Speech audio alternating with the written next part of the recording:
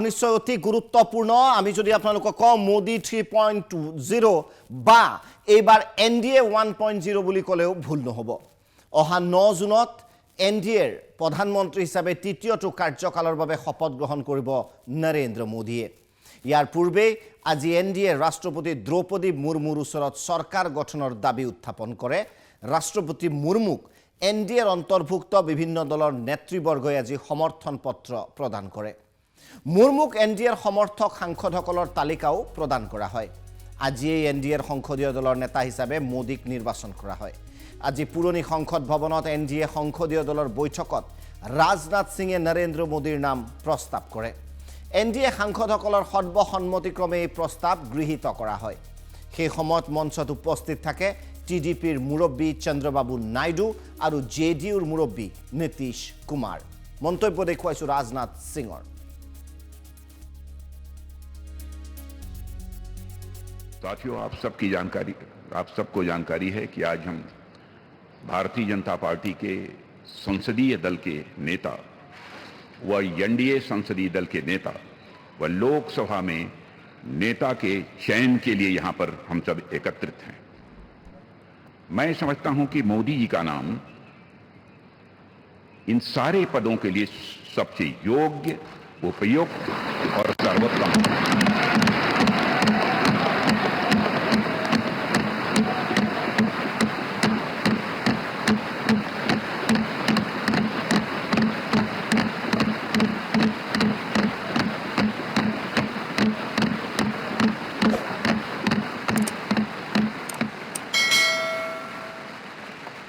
और साथियों यह बात मैं इसलिए कह रहा हूं कि रूप में उनकी कार्यक्षमता उनकी कार्यकुशलता दूरदर्शिता प्रामाणिकता को मैंने प्रत्यक्ष देखा है और केवल मैंने ही नहीं देखा है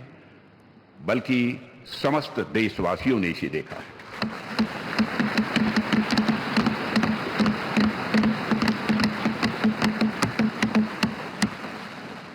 हम सबके लिए प्रसन्नता का विषय है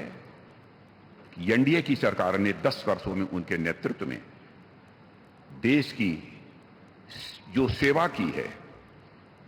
उसकी भारत में ही नहीं बल्कि दुनिया के दूसरे देशों में भी उसकी प्रशंसा हो रही है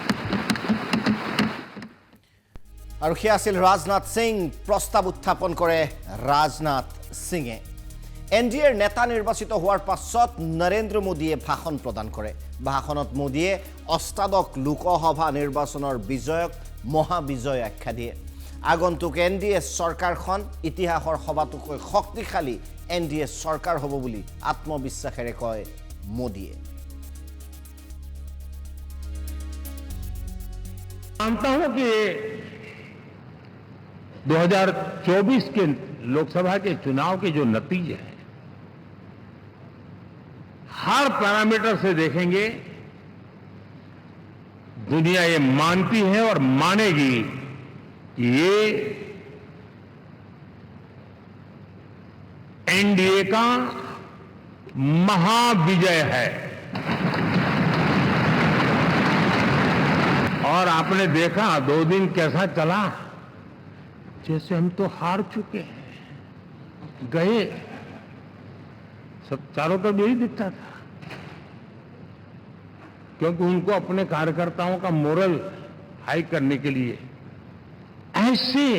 काल्पनिक परेड ये करने पड़ रहे हैं और साथियों गठबंधन के इतिहास में अगर आंकड़ों के हिसाब से देखें तो ये सबसे मजबूत गठबंधन की सरकार है আৰু ভাষণ প্ৰসংগত মোদী অতীতক এনডিএ কেতিয়াও পৰাস্ত হোৱা নাছিল আৰু এতিয়াও পৰাস্ত হোৱা নাই বুলি দৃঢ়তাৰে কয় গতিকে বিজেপি এৰি এতিয়া এনডিএ শব্দ ব্যৱহাৰ কৰিছে নৰেন্দ্ৰ মোদীয়ে মন্তব্য कि न हम हारे थे न हम हारे हैं लेकिन 4 तारीख के बाद हमारा जो व्यवहार रहा है वो हमारी वो पहचान बताता है कि हम विजय को पचाना जानते हैं हमारे संस्कार ऐसे हैं कि विजय की गोद में उन्माद पैदा नहीं होता है और न ही पराजित लोगों के प्रति उपहास करने के हमारे संस्कार है। हम विजय को भी पचाते हैं और पराजित का भी उपहास करने की विकृति हम नहीं पालते हैं, हमारे संस्कार है। अब किसी भी बालक को पूछो कि भाई लोकसभा के चुनाव के पहले सरकार किसकी थी, तो कहेगा एनडीए। 24 के नतीजों के बाद सरकार किसकी बनी, एनडीए। फिर हारे कहां से भाई? पहले भी एनडीए थी, आज भी एनडीए और कल भी एनडीए है। গতিকে মোদীয়ে কৈছে যে ইয়াৰ আগত বিজেপিৰ চৰকাৰ নাছিল, এনডিএৰ চৰকাৰ আছিল। ইভিএম প্ৰসংগত মোদীয়ে বিৰোধী দলসমূহক তীব্ৰ আক্ৰমণ কৰে। নিৰ্বাচনৰ পূৰ্বে বিৰোধীয়ে বিজেপিৰ পক্ষত ইভিএমে ফলাফল দিব বুলি সন্দেহ প্ৰকাশ কৰিছিল। তাকে লৈ মোদীয়ে প্ৰশ্ন কৰে, ইভিএম জিন্দা হে या मर गया? মন্তব্য মোদীৰ। ईवीएम जिंदा है कि मर गया? क्योंकि ये लोग तय करके बैठे थे कि भारत के लोकतंत्र और लोकतंत्र की प्रक्रिया के प्रति विश्वास ही लोगों का उठ जाए, और लगातार ईवीएम को गाली देना। और मुझे तो लगता था कि शायद इस बार वो ईवीएम की अर्थी क्या जुलूस निकालेंगे, लेकिन 4 जून शाम आते आते उनको ताले लग गए, ईवीएम ने उनको चुप कर दिया। ये ताकत है भारत के लोकतंत्र की, ये ताकत है भारत की निष्पक्षता की, ये भारत की ताकत है भारत के चुनावी तंत्र की, चुनाव आयोग की। और मैं मानता हूं कि ये आशा करता हूं कि 5 साल तो अब ईवीएम शायद मुझे नहीं सुनाई देगा, लेकिन जब 29 में हम जाएंगे तो फिर से शायद ईवीएम को लेकर के नाचने की शुरुआत करेंगे। क्योंकि इनके গতিকে নিজৰ কথাতকৈ বিৰোধীক বেছি সমালোচনা কৰা দেখা গ'ল মোদীৰ ভাষণত। কংগ্ৰেছৰ আসন সংখ্যাক লৈ মোদীয়ে তীব্ৰ কটাক্ষ কৰে। বিগত 10টা বছৰত কংগ্ৰেছৰ শোচনীয় ফলাফলৰ বিষয়ে মোদীয়ে উল্লেখ কৰে। বিজেপি নেতাজনে কয়, যোৱা 10টা বছৰত কংগ্ৰেছে 100খন আসন লাভ কৰিবলৈ সক্ষম হোৱা নাই। 10 साल बाद भी कांग्रेस 100 के आंकड़े को नहीं छू पाई।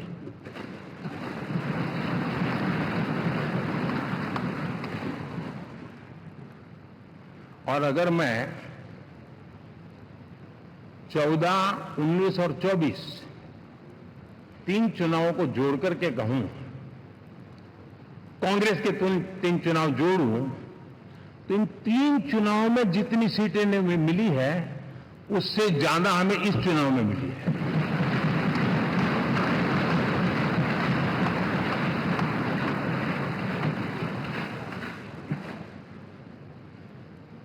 और मैं साफ देख रहा हूं साथियों, एनडीए वालों को अंदाज नहीं है, वे धीरे धीरे पहले तो डूब रहे थे, अब तेज गति से ये गर्त में जाने वाले हैं। স্বভাৱসিদ্ধভাৱে ভাষণত মোদীয়ে প্ৰধান প্ৰতিদ্বন্দ্বী ৰাহুল গান্ধীকো আক্ৰমণ কৰিবলৈ নাপাহৰিলে। যদিও নিৰ্বাচন ইতিমধ্যে শেষ হৈছে, এয়া নিৰ্বাচনী ভাষণ নহয়। বিজেপি নেতাজনে ৰাহুল গান্ধীৰ ৰাজনৈতিক পৰিপক্কতা সম্পৰ্কত প্ৰশ্ন তোলে। এসময়ত ৰাহুলে নিজেই ফালিছিল নিজ দলৰ সিদ্ধান্ত বুলি মোদীয়ে উল্লেখ কৰে। इन लोगों का जो व्यवहार रहा है 4 तारीख के बाद, मैं आशा करता था कि वे लोकतंत्र का सम्मान करेंगे, लेकिन उनके व्यवहार से लगता है कि शायद उनमें ये संस्कार आए, इसके लिए हमें और इंतजार करना पड़ेगा। और तो मैं ज्यादा कुछ कह नहीं सकता। और ये वो लोग हैं जो खुद की पार्टी के पीएम का अपमान करते हैं, उसके निर्णयों को फाड़ देते थे। खुद की पार्टी को প্ৰাক্তন গৃহমন্ত্ৰী অমিত শ্বাহে অনুষ্ঠানত ভাষণ প্ৰদান কৰে আগন্তুক 5 বছৰ মোদীয়ে নেতৃত্ব দিয়ক দেশৰ এয়া দেশৰ 140 কোটি জনতাৰ ইচ্ছা বুলি শ্বাহে মন্তব্য কৰে অমিত শ্বাহৰ মন্তব্য সাংসদ অমিত শ্বাহ इसको हम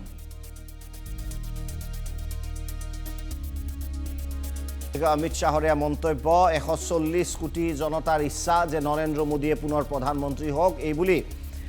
সাংসদগৰাকীয়ে উল্লেখ কৰে তাৎপৰ্যপূৰ্ণভাৱে গান্ধীনগৰ এইবাৰ আসনৰ পৰা যথেষ্ট সংখ্যক ভোটত প্ৰায় 4 লাখতকৈ অধিক ভোটত জয় হৈ আহিছে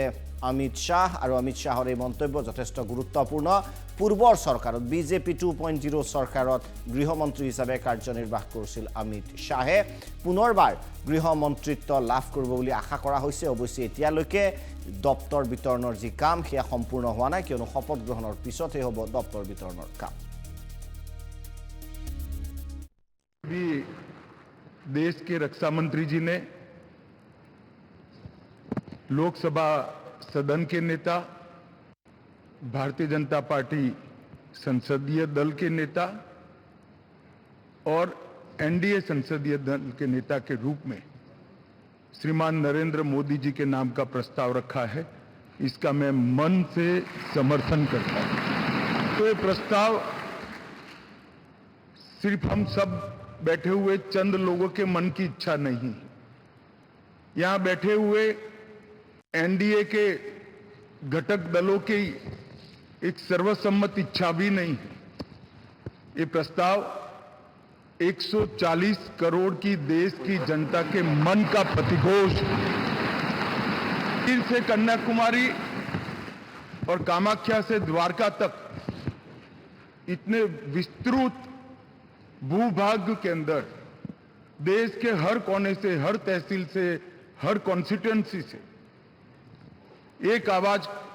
सामान्य रूप से उभर कर आई है कि इस देश का नेतृत्व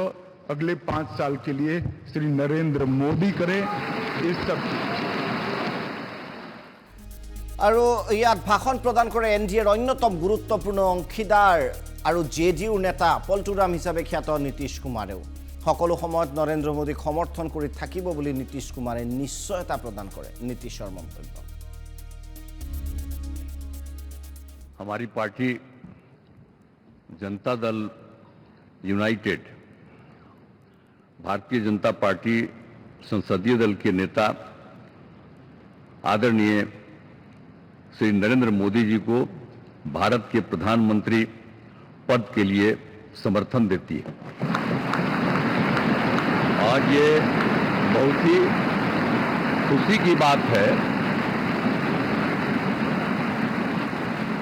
10 साल से ये प्रधानमंत्री हैं और फिर प्रधानमंत्री होने जा रहे हैं और इन्होंने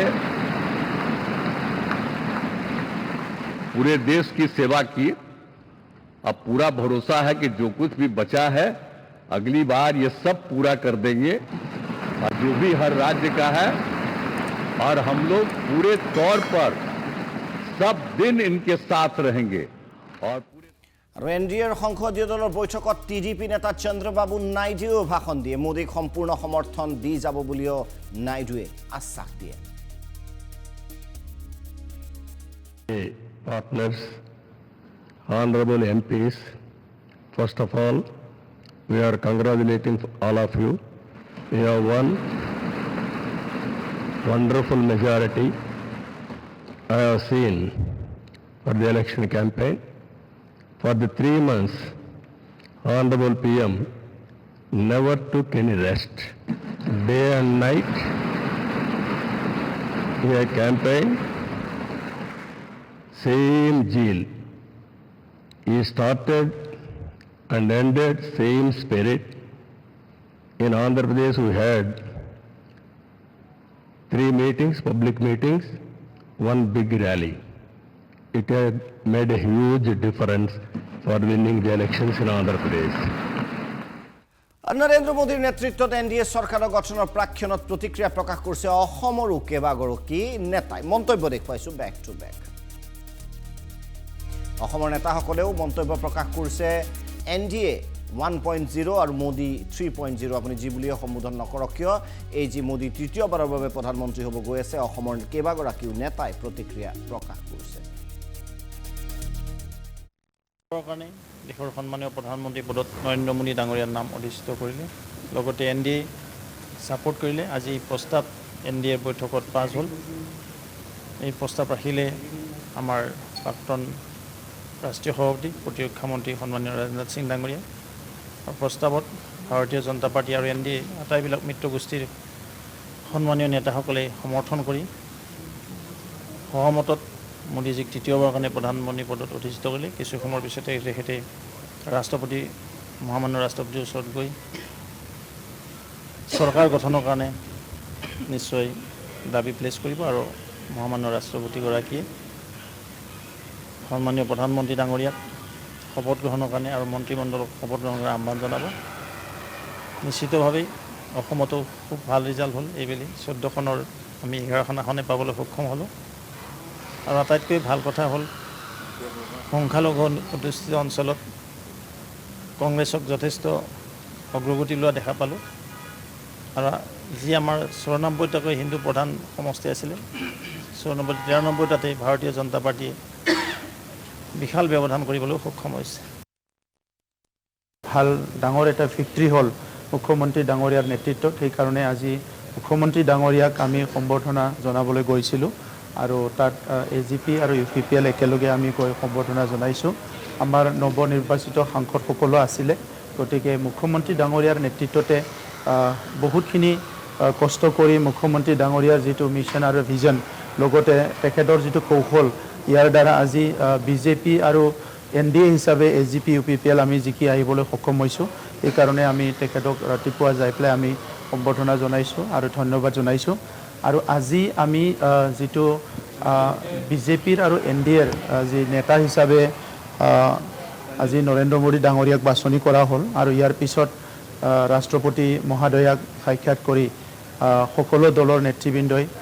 চৰকাৰ গঠন কৰাৰ প্ৰস্তাৱটো দিয়া হ'ল আৰু খুব ভাল এটা পৰিৱেশত এই প্ৰগ্ৰামবিলাক হৈ গ'ল আৰু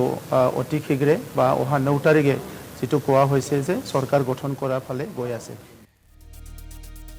সেয়া হৈছে নেতাসকলৰ প্ৰতিক্ৰিয়া